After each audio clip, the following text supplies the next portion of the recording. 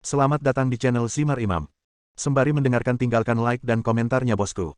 Jangan lupa pasang headset kalian. Siapkan pancing dan umpan. Mari kita mancing, semoga dapat ikan. Kembalinya Sang Raja.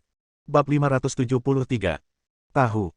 Su Chen menutup telepon dan tidak menganggapnya serius. Sekarang, Ye Tianlang dan leluhur Suanyuan bersama orang tua mereka, jadi tidak perlu mengkhawatirkan keselamatan mereka. Dia dan Lin Ruohan sekarang tidak dapat dipisahkan. Dengan cara ini, para pembudidaya hantu di barat daya tidak dapat mengancam keluarga mereka sama sekali. Sekalipun mereka datang, tidak ada yang perlu ditakutkan. Saudara Chen, apakah ada yang salah? Lin Ruohan bertanya dengan rasa ingin tahu. Ini masalah kecil, jangan khawatir. Zonghai, Hotel Taman. Seorang lelaki tua mengenakan pakaian aneh sedang duduk bersila di tanah, mengenakan hiasan tulang tanduk di kepalanya, dan wajahnya pucat, seperti pasien yang sakit parah. Ding dong. Kunci pintu elektronik ruangan itu berdering, dan seorang pria parubaya dengan wajah serius masuk. Di sebelahnya, ada seorang pemuda pucat. Pria parubaya itu terlihat sangat biasa, tidak ada yang luar biasa pada dirinya. Tapi itu berbeda untuk pemuda itu. Lengan bajunya kosong, tidak ada apapun di dalamnya. Dan orang ini tidak lain adalah Yang Tianluo, yang tangannya dinonaktifkan oleh Su Chen pada siang hari. Tuan, saya membawa seseorang ke sini, dia seharusnya dapat membantu rencana kita. Pria parubaya itu berbicara. Suasana di dalam kotak itu sangat aneh. Wajah Yang Tianluo awalnya tidak terlalu tampan, tapi sekarang dia tidak berbeda dengan orang mati. Kamu, siapa kamu? Oke, kenapa kamu menangkapku di sini? Jantung Yang Tianluo hampir keluar dari tenggorokannya. Lengannya lumpuh, dan dia baru saja dirawat di rumah sakit. Sebelum sempat istirahat, dia ditangkap oleh pria di sebelahnya. Kamu tidak perlu tahu siapa kami, selama kamu bisa menyelesaikan tugas yang aku berikan, maka aku akan melepaskanmu. Orang tua yang duduk bersila di tanah berbisik, suaranya yang serak terdengar seperti keluar dari tenggorokannya. Kedengarannya menakutkan. Biar ku beritahu, aku tuan muda kedua dari keluarga yang dianjing. Sebaiknya kau perbaiki sikapmu. Jangan mengira aku akan takut padamu karena aku tidak punya tangan. Patah. Pria parubaya itu menamparkan wajah Yang Tianluo. Seekor anjing tersesat berani berbicara dengan tuanku seperti ini. Menurutku kamu sedang mencari kematian. Yang Tianluo memiliki latar belakang sebagai seniman bela diri, tetapi itu hanya untuk memperkuat tubuhnya. Bagaimana dia bisa menahan kekuatan seperti itu? Seluruh orang itu seperti sampah dan menabrak tembok di satu sisi, hampir mati. Kamu, apa yang kamu inginkan?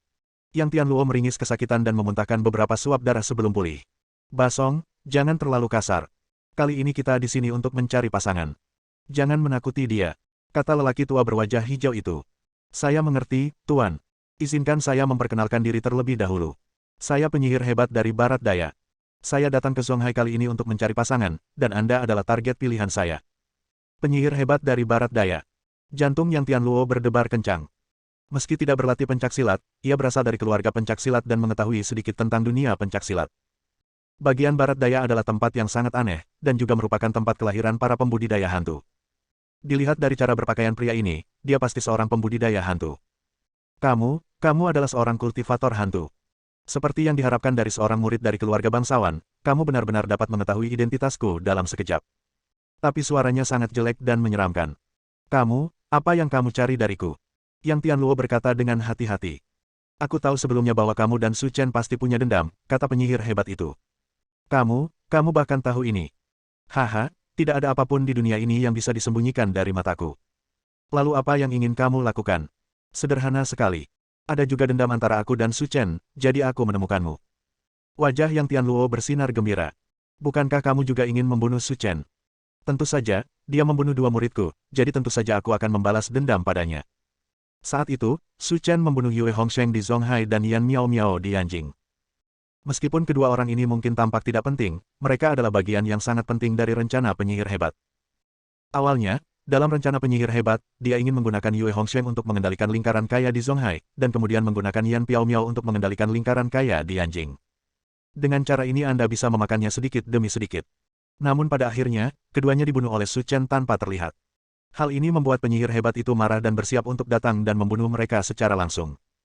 Yang Tianluo memutar matanya dan berkata, tidak apa-apa bekerja sama denganmu, tapi aku ingin tahu apakah aku bisa mendapatkan manfaat yang besar. Aku punya cara untuk menyambung kembali lenganmu dan memberimu tubuh yang utuh. Apakah ini cukup manfaatnya? Penyihir hebat itu tersenyum aneh. Jantung Yang Tianluo berdebar kencang, apa yang kamu katakan itu benar. Tentu saja, aku, sang penyihir hebat, tidak pernah mengingkari janjiku. Oke, saya akan bekerja sama dengan Anda dan memberitahu Anda apa yang Anda ingin saya lakukan. Yang Tianluo berkata dengan tegas. Tanpa tangannya, hidupnya akan berakhir, dan dia tidak akan memiliki kesempatan untuk kembali lagi. Jika tangannya dapat dipulihkan, maka dia akan memiliki kemampuan untuk kembali ke kondisi prima. Ketika Su Chen meninggal, Lin Ruohan dan grup Lin miliknya akan menjadi miliknya. Saya perlu menggunakan koneksi Anda di Zonghai untuk membantu saya mengatur konferensi kultivator seni bela diri. Tujuan utama konferensi ini adalah untuk menantang Su Chen. Setelah kematiannya, saya akan menggunakan koneksi Anda untuk merekomendasikan saya sebagai pemimpin. Seni bela diri pemimpin Zonghai. Tidak masalah, aku bisa segera mengaturnya. Baiklah, kalau begitu aku serahkan masalah ini padamu. Itu kesepakatan. Gunung Longhu. Tidak ada seorang pun di aula utama. Hanya ada dua tempat pembakar dupa, mengeluarkan asap berwarna hijau muda, memantulkan sinar matahari yang masuk dari jendela, menunjukkan konsepsi artistik yang sangat halus. Kepala sekolah Gunung Longhu, Zhang Daotian, sedang duduk bersila dan bermeditasi di sini, tidak bergerak, dan telah melakukannya selama lebih dari 5 jam. Tiba-tiba, kelopak mata Zhang Daotian bergerak-gerak, menyebabkan suasana sekitarnya menjadi kacau. Apa yang terjadi? Sudah lama sekali aku tidak merasa seperti ini. Tuan, ini tidak bagus. Sebuah teriakan di luar aula utama mengganggu King Xiu milik Zhang Daotian. Dia berbalik dan melihat bahwa orang yang berdiri di depan pintu adalah murid tertuanya, Du Wencheng. Apa yang terjadi? Saya panik. Saya sudah seperti ini sepanjang hari. Bagaimana saya bisa membangun jalan yang bagus? Guru, sesuatu yang serius benar-benar telah terjadi. Para murid di bawah telah mengetahui bahwa paman guru meninggal di Zonghai. Apa yang kamu bicarakan? Lingwu meninggal di Zonghai. Zhang Daotian tiba-tiba berdiri, dan otot-otot di wajahnya mulai bergetar. Benar, departemen terkait di China Overseas Shippingco Ltd. telah memblokir semua informasi. Kami mendapat informasi dari staf layanan hotel, kata Du Wencheng dengan cemas. Bab 574. Apakah kamu sudah tahu siapa pembunuhnya? Zhang Daotian sudah menebak siapa pembunuhnya. Tapi sekarang, dia masih ingin memastikannya. Membalas guru, kami menemukan bahwa orang yang membunuh paman guru dan orang yang melukai saudara muda Zheng Yang adalah orang yang sama. Itu memang dia. Tinju Zhang Daotian terkepal dan wajahnya dingin, membuat suasana di aula menjadi dingin. Tuan, apa yang harus kita lakukan sekarang? Kematian paman guru tidak diketahui. Ini akan berdampak besar pada kekuatan Gunung Longhu kita. Akan sulit untuk bersaing dengan sekte lain. Kita akan membicarakan masalah ini nanti. Aku akan mengadakan upacara pemanggilan jiwa untuk pamanmu. 7 hari kemudian, aku secara pribadi akan pergi ke Zonghai untuk membunuh pengkhianat itu. Tentu saja, di malam hari, Lin Ruohan meregangkan pinggangnya dan keluar dari ruang kerja, seperti kucing-kucing yang malas. Apakah kamu sudah selesai dengan pekerjaan yang ada? Duduk di bawah, Su Chen bertanya. Pekerjaan pendahuluan sudah selesai. Yang harus kita lakukan hanyalah menunggu penawaran dimulai. Turun dan istirahat. Berdiri di lantai 2, Lin Ruohan mengulurkan tangannya ke arah Su Chen. Kakak Chen, aku ingin pelukan. Melihat Lin Ruohan dengan penuh kasih sayang, Su Chen berkata. Turunlah, aku bisa menangkapmu. Lin Ruohan menatap matanya yang indah, Saudara Chen, ini lantai 2. Apakah Anda ingin saya melompat turun dari sini? Turunlah, aku pasti akan menangkapmu. Tapi aku tidak berani. Itu terlalu tinggi. Takut pada sesuatu. Sebelum Lin Ruohan sempat bereaksi, dia merasa seolah ada sesuatu yang melingkari pinggangnya dan menariknya turun dari tangga. Dengan mata yang cepat dan tangan yang cepat, Su Chen bergegas mendekat dan memeluk Lin Ruohan yang jatuh dari langit. Jantung Lin Ruohan berdebar kencang. Saudara Chen, kamu sangat jahat. Kamu tidak mempersiapkanku sama sekali. Kamu membuatku takut setengah mati. Sudah kubilang, aku bisa menangkapmu. Setelah digendong kembali ke sofa oleh Su Chen, Lin Ruohan biasa menyandarkan kepalanya di pangkuan Su Chen dan membaca berita keuangan terkait. Tuangkan waktu untuk mendapatkan sertifikat. Bang! Ponsel Lin Ruohan langsung mengenai wajahnya. Chen, kakak Chen, apa katamu? Dapatkan sertifikatnya, kenapa kamu begitu bersemangat? Su Chen berkata dengan acuh tak acuh. Tentu saja itu akta nikah, apalagi. Akta nikah. Lin Ruohan merasa wajahnya seperti terbakar. Saudara Chen, apakah kamu sudah memikirkannya? Aku sudah memikirkannya sejak lama. Tentu. Lin Ruohan sedikit pusing, kebahagiaan datang terlalu tiba-tiba, dan dia tidak tahan. Jika Anda punya waktu besok, pergilah ke Biro Urusan Sipil dan dapatkan sertifikatnya. Dia merasa masalah ini tidak perlu ditunda. Dalam hidup ini, kecuali Lin Ruohan, saya mungkin tidak bisa mentolerir siapapun di mata saya. Itu tidak akan berhasil. Lin Ruohan berkata dengan jujur, masalah penting seperti itu tidak bisa dianggap enteng. Saya harus memilih hari yang baik. Itu tidak benar. Lagi pula, kamu juga mahasiswa terbaik di Universitas Harvard. Apa kamu masih percaya tahayul tentang hal semacam ini? Saya lebih suka percaya bahwa sesuatu itu ada daripada sesuatu yang tidak ada. Bagaimana saya bisa menganggapnya biasa saja? Lin Ruohan berkata dengan wajah serius. Terserah kamu, kamu yang memilih harinya. Oh hah. Setelah berbicara tentang mendapatkan sertifikat, ekspresi Lin Ruohan tiba-tiba menjadi aneh. Saudara Chen, apakah kamu menyukai laki-laki atau perempuan? Gadis. Ah, kamu suka perempuan. Lin Ruohan langsung duduk, dengan ekspresi frustrasi di wajahnya. Ada apa dengan gadis itu? Apakah kamu tidak menyukainya? Jika kamu menyukai perempuan, semua persiapanku sebelumnya akan sia-sia. Persiapan. Saya melihat di internet bahwa dikatakan bahwa pantat besar akan melahirkan seorang anak laki-laki. Saya berlatih diam-diam selama lebih dari sebulan sebelum pantat saya lurus. Jika Anda menyukai perempuan, bukankah pelatihan saya akan sia-sia? Wajah Su Chen penuh dengan garis-garis hitam, kamu bahkan mempercayai kata-kata seperti itu, membaca bertahun-tahun adalah sia-sia. Itu tidak ada hubungannya dengan itu. Aku sering ngobrol dengan Bibi Zhao. Bibi Zhao dan Paman Su sama-sama bilang mereka suka laki-laki, jadi aku pergi berlatih. Jangan memikirkan apa yang kamu miliki dan apa yang tidak kamu miliki. Dengan keadaanmu saat ini, tidak mudah untuk memiliki anak. Hah? Kenapa? Aku dalam keadaan sehat. Lin Ruohan berkata tidak yakin. Tidak peduli seberapa bagusnya, itu tidak akan sebaik milikku. Itu pasti. Jadi, tidak ada cara untuk menggabungkan yang kuat dan yang lemah. Kamu tetap harus berlatih keras. Begitu kamu mempelajari apa yang saya ajarkan, kamu seharusnya hampir siap. Oh. Melihat ekspresimu, kamu sama sekali tidak menganggapnya serius. Jika aku tidak bisa melahirkan anak saat itu, Bibi Zhao pasti akan datang kepadamu dan tidak mau membicarakanku, jadi aku tidak perlu khawatir tentang apapun. Kalau begitu kamu baru saja memecahkan potnya dan memecahkannya. Pokoknya, kamu memikirkan cara, aku tidak peduli, hehe. Setelah mengatakan itu, Lin Ruohan menatap Su Chen, seolah berkata, apa yang bisa kamu lakukan padaku? Wajah Su Chen penuh dengan garis-garis hitam, dan tidak ada yang bisa dia lakukan padanya. Keesokan paginya, saat matahari bersinar, kaki ramping Lin Ruohan bertumpu pada tubuh Su Chen, dan dia tidur dengan sangat nyenyak. Menepuk pantat Lin Ruohan, Su Chen berkata, jika kamu tidak bangun, kamu akan terlambat bekerja. Lin Ruohan tidak bangun sama sekali, dan kembali memeluk Su Chen, seperti kucing malas. Aku bosnya, tidak apa-apa jika aku terlambat. Mungkin karena dia harus mengambil sertifikat dari Su Chen, Lin Ruohan tidur sangat nyenyak. Saya bangun lebih dari 1 jam lebih lambat dari biasanya. Berdiri di depan ruang pas, Lin Ruohan berkata, Saudara Chen, haruskah aku membuang barang-barangku ini? Apa? Nah, itu saja. Lin Ruohan mengeluarkan semua pakaian dalam kartunnya dan menyerahkannya kepada Su Chen. Oke, kenapa dibuang? Bukankah kalian semua menyukai renda atau yang berongga? Kalian mungkin tidak tertarik dengan gaya ini. Saya tidak peduli. Nyata, mengapa kamu berbohong padaku? Saudara Chen, kamu bahkan tidak menyukai renda dan lubang, jadi tidak ada masalah, kan?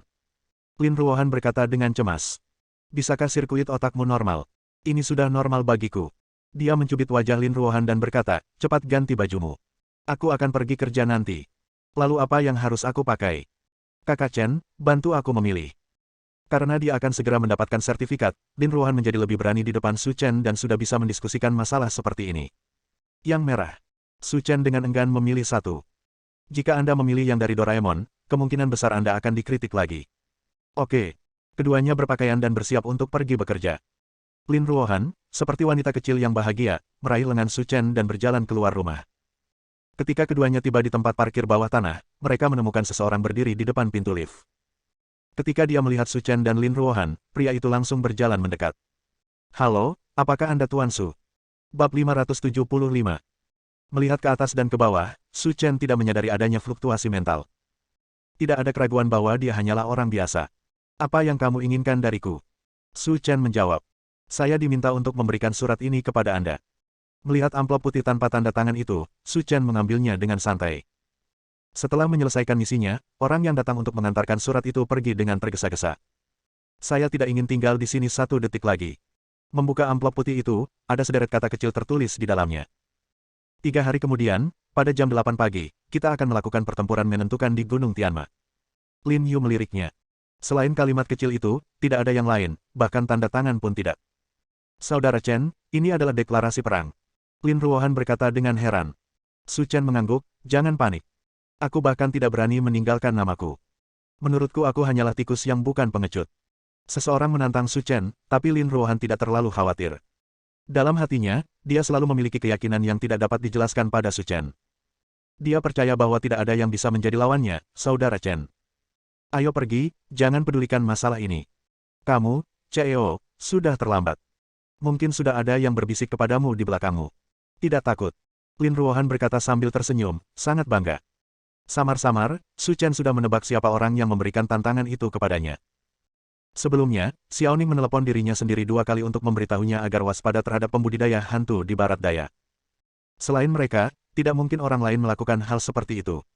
Namun yang mengejutkan adalah kelompok pria cuek ini ternyata bisa memainkan trik secanggih itu. Ini benar-benar kemajuan. Sesampainya di lantai atas, seolah-olah keduanya memasuki kantor masing-masing. Tapi setelah masuk, Lin Ruohan berlari ke arah Su Chen dengan semangat tinggi. Dia menemani Su Chen di setiap langkahnya. Selain itu, untuk bersembunyi dari orang lain, Lin Ruohan sangat pintar dan membeli 2 mural besar. Itu menghalangi pintu masuk lorong. Ketika orang lain masuk, mereka pasti tidak akan mengira ada pintu lain di sini yang menghubungkan kedua kantor tersebut. Dang dang dang. Tanpa peringatan apapun, pintu kantor Su Chen berdering. Siapa? Jawab Su Chen. Ini aku. Su Chen dan Lin Ruohan saling berpandangan karena suara di luar pintu adalah Su Bing. Su Chen sedikit terkejut, oke, mengapa Su Bing datang mencarinya? Saudara Chen, aku akan kembali dulu. Lin Ruohan berkata dengan isyarat mulut. Perasaan keduanya kini memang tak ada bedanya dengan selingkuh. Ketika Lin Ruohan kembali, Su Chen menjawab. Datang. Pintu kantor terbuka, dan Su Chen menemukan bahwa tidak hanya Su Bing, tetapi juga Li Jiaxin dan He Xiying masuk. Su Chen, sekarang kamu adalah manajer proyek, apakah kamu sudah melupakan semua saudara perempuan kita? Kamu terlalu kejam. Melihat Li Jiaxin menangis, Su Chen terdiam beberapa saat. Aku juga tidak melakukan apapun padamu. Aku terlihat seperti orang yang tidak punya hati. Tapi kamu telah menyakiti hati muda kami. Kamu dan bosku sudah berhubungan seks berkali-kali, dan kami belum merasakan manisnya. He Xiying berkata dengan marah. Wajah Su Chen penuh dengan garis-garis hitam. Jika mereka tahu bahwa Lin Ruohan ada di sebelah dan kata-kata ini bisa sampai ke telinganya, aku ingin tahu apa yang akan mereka pikirkan. Dengan sosok seperti dia masih belum membuatku tertarik, jadi jangan terlalu memikirkannya. Bahkan jika kamu dan bosku tidak ada hubungannya satu sama lain, kamu tetap harus kembali dan menemui saudara perempuan kita. Kita hampir mabuk cinta. Kamu mungkin kekurangan pacar. Tapi pacarmu tidak sebaik kamu, kata Li Jiaxin dengan marah. Ada pemandian di seberang perusahaan. Ada bebek di sana, dan kelihatannya cukup bagus. Jika Anda membutuhkannya, Anda bisa pergi ke sana dan melihat-lihat, dan itu akan diganti dengan dana publik. Oke, ini semakin keterlaluan. Kami di sini untuk membicarakan bisnis. Melihat mereka bertiga mengobrol, Su Bing melangkah maju dan mengendalikan situasi. Apa yang kamu inginkan dariku? Kami pernah bekerja dengan Qin Mengyao sebelumnya, bukan? Sekarang setelah syuting selesai, saya akan mentraktirnya makan atas nama grup. Su Bing merapikan rambutnya dan berkata, tidak apa-apa. Temukan tempat yang bagus dan tagih ke saya. Su Chen berkata dengan murah hati. Sebagian besar Qin Mengyao yang ingin Anda menyebutkan namanya, jadi saya di sini untuk menanyakan pendapat Anda. Oke, kamu pergi dan cari tempat, beritahu aku waktu dan tempatnya malam ini, dan aku sendiri yang akan pergi ke sana. Qin Mengyao bisa datang ke sini untuk membantu tanpa memungut biaya sepeser pun. Ini hanya makan, jadi tidak ada alasan untuk tidak setuju. Kalau begitu sudah beres, kata Su Bing sambil tersenyum. Yah, jangan lupa menelepon rekan-rekan lain di Departemen Hubungan Masyarakat. Jangan khawatir, para wanita itu tahu kamu akan pergi. Bahkan jika kamu terburu-buru untuk bereinkarnasi, mereka akan pergi. Setelah membicarakan bisnis tersebut, mata Li Jiaxin dan He Xiying bersinar. Su Chen, bagaimana kalau aku berbicara dengan presiden dan menugaskanmu seorang sekretaris? Kata He Xiying sambil mengedipkan mata. Jangan pikirkan ini. Saya sudah memesan pekerjaan sekretaris. Li Jiaxin berkata tidak mau kalah. Apa maksudmu kamu sudah melakukan reservasi? Ukuranku, 36E, 2 kali lebih besar dari ukuranmu. Bahkan jika kamu memilih sekretaris, kamu akan memilihku. Sebaiknya kamu jujur dan menyingkir. Tunggu saja, besok aku akan memasukkan silikon ke dalamnya dan mendapatkan ukuran F. He Xiying berkata tidak mau kalah. Bisakah kalian berdua merasa sedikit malu? Departemen Hubungan Masyarakat telah mempermalukan kalian. Su Bing berkata tanpa berkata-kata dan menarik kedua wanita itu keluar dari kantor. Kantor presiden ada di sebelah. Jika presiden mendengarnya, apa yang akan terjadi? Ketiga wanita itu tidak akan pernah tahu bahwa Lin Ruohan telah mendengar dengan jelas apa yang mereka katakan sebelumnya. Setelah ketiga wanita itu pergi, Lin Ruohan berjalan mendekat dengan ekspresi mematikan di wajahnya. Saudara Chen, apa yang terjadi? Jangan dengarkan omong kosong mereka. Li Jiaxin dan yang lainnya tidak pernah bisa tutup mulut. Mereka berani mengatakan apapun. Bagaimana dengan Su Bing? Apakah menurutmu, dengan sosoknya, aku bisa menyukainya? Lin Ruohan memikirkannya dengan curiga, dan apa yang dikatakan saudara Chen masuk akal. Bagian depannya tidak cembung seperti miliknya, punggungnya tidak melengkung seperti miliknya, dan wajahnya tidak secantik miliknya. Kecil kemungkinannya bahwa saudara Chen akan mengalami kecelakaan. Apakah kamu akan makan malam-malam ini? Saya tidak akan pergi. Mereka semua adalah karyawan perusahaan. Sebagai seorang pemimpin, tidak mudah bagi saya untuk terlibat dengan mereka. Lin Ruohan berpikir sejenak dan berkata, "Oke, aku akan kembali setelah makan malam. Kalau begitu jangan minum sambil makan. Kalau tidak, minta sopir kembali. Jangan menyetir sendiri." Bagus. Sore harinya, Su Chen mengantar Lin Ruohan pulang, dan kemudian berkendara menuju tempat yang disepakati. Ketika Su Chen tiba di kotak itu, dia tiba-tiba mendapat ilusi. Apakah Anda sudah tiba di hotel atau pusat pemandian? Bab 576. Di luar kotak, para wanita dari Departemen Hubungan Masyarakat berdiri berjajar. Dia mengenakan rok stocking pendek yang mencapai bagian atas pahanya. Bahkan atasannya memiliki garis leher terbuka lebar, memperlihatkan kecantikan musim seminya. Pemandangannya sangat indah. "Su Chen, kamu di sini. Apa yang kamu lakukan? Kenapa aku merasa seperti berada di pemandian?" kata Su Chen tercengang. Menarik Su Chen kembali ke tempat duduknya, Li Jiaxin tersenyum dan berkata, "Jika Anda mau, kami dapat memberi Anda pengalaman VIP setingkat berlian, dan gratis." "Lupakan saja, kalian yang lajang baik-baik saja, aku khawatir mereka yang sudah bersuami akan datang dan memburuku." Mendengar lelucon Su Chen, gadis-gadis itu tertawa terbahak-bahak dan tidak siap bercanda lagi. Bagaimanapun, Qin Mengyao masih di sini. Jika dia keluar sendiri, dia mewakili seluruh grup Lin dan tidak dapat mempermalukan perusahaan. Namun berkat kedatangan Qin Mengyao hari ini, jika tidak, Su Chen tidak akan bisa kembali. Mungkin dia langsung dieksekusi oleh para wanita di dalam kotak ini.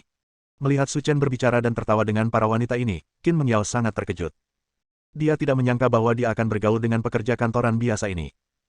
Diperkirakan tidak seorang pun yang hadir akan mengira bahwa dia pernah menjadi Jiangnan Master Su yang terkenal. "Oke, semuanya sudah di sini, ayo pesan dulu." Su Bing berkata, "Nona Qin adalah orang yang sibuk, jangan buang-buang waktu." "Tidak masalah. Kamu bisa santai saat keluar. Tidak perlu terburu-buru," Qin Mengyao menjelaskan sambil tersenyum. "Kami akan makan apapun yang Su Chen makan dan biarkan dia memesannya," kata He Xing. Su Bing tersenyum dan menyerahkan resepnya, "Mereka semua ingin kamu memesannya, jadi kamu bisa melakukannya." Su Chen tidak sopan dan langsung memanggil pelayan. "Tahu kukus, kubis air, ubi kertas timah." Ketika saya mendengar apa yang diperintahkan Su Chen, pelayannya bingung, ini pada dasarnya adalah hidangan termurah di seluruh menu. Terlalu pelit memesan sesuatu yang murah setelah membawa begitu banyak wanita cantik untuk makan malam, pikir pelayan itu dalam hati. "Jika kamu tidak menginginkan hidangan ini, kamu dapat mengambil sebagian dari yang lain." Pelayan itu tampak bingung. Senang rasanya punya uang. Segera, hidangan disajikan, dan Qin Mengyao berkata, "Tuan Su, saya baru-baru ini membintangi sebuah drama baru, dan saya merasa temperamen protagonis pria sangat mirip dengan Anda. Apakah Anda tertarik untuk mencobanya?" Wajah Qin Mengyao penuh dengan ekspektasi, karena dia adalah tokoh utama dalam drama ini, dan terdapat banyak adegan ciuman bahkan sebagian kecil dari adegan seks. Jika Su Chen setuju, maka dia akan memiliki kesempatan untuk melakukan kontak dekat dengannya. Meski memalukan, Anda harus mengambil inisiatif dalam hal semacam ini. Lupakan saja. Saya tidak memiliki bakat untuk membuat film, jadi saya tidak akan menyia-nyiakan sumber daya orang lain. Dalam hal ini, saya tidak akan mempermalukan Tuan Su.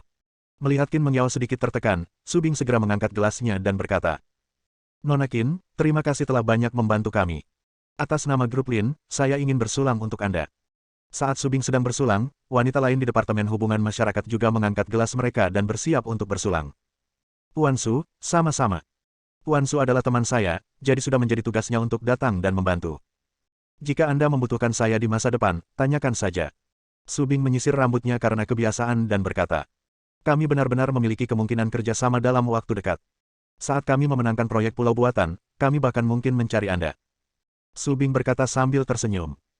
"Tapi jangan khawatir, Nona Qin, lain kali kami akan membayar biayanya secara normal." "Bagaimana bisa baik-baik saja? Tuan Su adalah temanku, jadi aku tidak bisa mengambil uangmu."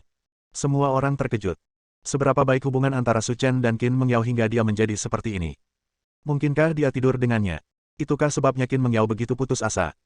Setelah segelas anggur, gadis-gadis itu mulai berbicara lebih banyak, tetapi kebanyakan dari mereka berkisar pada berita gosip di industri hiburan. Kadang-kadang, bahkan Su Bing tidak dapat menghindarinya dan harus naik dan menyela. Saat ini, sebuah mobil sport Lamborghini berwarna hitam terparkir di depan hotel, namun mobil tersebut berplat asing. Pintu mobil terbuka perlahan, dan seorang pria muda yang mengenakan kaos putih dan celana kasual abu-abu keluar. Pemuda itu terlihat cukup tampan dan memiliki anting berlian berwarna cerah di telinganya. Namun hal yang paling menarik perhatian dari seluruh tubuhnya adalah di pergelangan tangannya terdapat jam tangan Patek Philippe yang bernilai lebih dari 10 juta. Nama pemuda itu adalah Duan Wuyang, dan dia berasal dari keluarga Duan di barat laut. Di wilayah pesisir, reputasi keluarga Duan memang belum familiar di telinga masyarakat, namun di seluruh wilayah barat laut, keluarga Duan terkenal. Kepala keluarga Duan saat ini, Duan Ningque sudah berada di puncak seni bela diri, dan bahkan telah mencapai tingkat setengah dewa. Ia juga dikenal sebagai master kedua di wilayah barat laut. Dan yang disebut guru nomor satu tidak lain adalah ayah Duan Ningque, leluhur keluarga Duan, dan master di alam setengah dewa, Duan Ruiqiao. Keluarga Duan di barat laut tidak hanya yang terbaik dalam seni bela diri, tetapi juga dalam bisnis, hingga tingkat yang mencengangkan. Dengan aset hampir 100 miliar, dia berada di peringkat 3 teratas dalam peringkat kekayaan. Di wilayah barat laut, selama keluarga Duan disebutkan, hampir semua orang mengetahuinya. Setelah turun dari mobil, Duan Wuyang melepas kacamata hitamnya dan berjalan menuju hotel. Namun begitu dia berjalan menuju pintu, tiba-tiba dia menemukan ada BMW seri 7 berwarna putih yang diparkir di sebelahnya. Hal ini membuat Duan Wuyang berhenti dan curiga sejenak. Dengan kekayaan bersih Duan Wuyang, mobil seharga lebih dari 2 juta yuan, di matanya, hampir tidak bisa dibedakan dengan barang rongsokan. Namun yang menarik perhatiannya adalah nomor platnya. Ada apa, guru? Pria berjas hitam datang dan bertanya dengan suara rendah. Ini seharusnya mobil Qin Mengyao, kata Duan Wuyang dingin. Pria berbaju hitam melihat nomor platnya dan wajahnya sedikit berubah, itu benar-benar mobilnya. Setelah mendapat jawaban positif, wajah Duan Wuyang menjadi semakin jelek. Saya mengundangnya makan malam, tetapi dia mengatakan bahwa dia merasa tidak enak badan dan sedang dalam masa pemulihan di rumah sakit. Tanpa diduga, dia datang ke hotel untuk penyembuhan. Tuan, Qin Mengyao ini memang sedikit tidak tahu malu. Dia hanya seorang aktor, tapi dia tidak memberimu wajah apapun. Pergi dan periksa untukku, aku ingin melihat di mana dia makan. Saya tahu, Tuan muda, saya akan segera memeriksanya. Setelah menyerahkan tugas, Duan Wuyang menahan amarahnya dan berjalan menuju box hotel, bersiap menunggu ayahnya datang. Tidak lama setelah sampai di dalam kotak, pria berbaju hitam itu bergegas kembali. Tuan, kami mengetahui tentang Qin Mengyao. Dia ada di kotak 308. Ada banyak wanita di sana, tetapi ada juga laki-laki. Ada pria lain. Ya, saya mendengar dari pelayan bahwa pria itu adalah tuan rumah makanan mereka, dan dia sangat murah hati saat memesan. Dia seharusnya menjadi generasi kedua dari orang kaya setempat. Bersambung.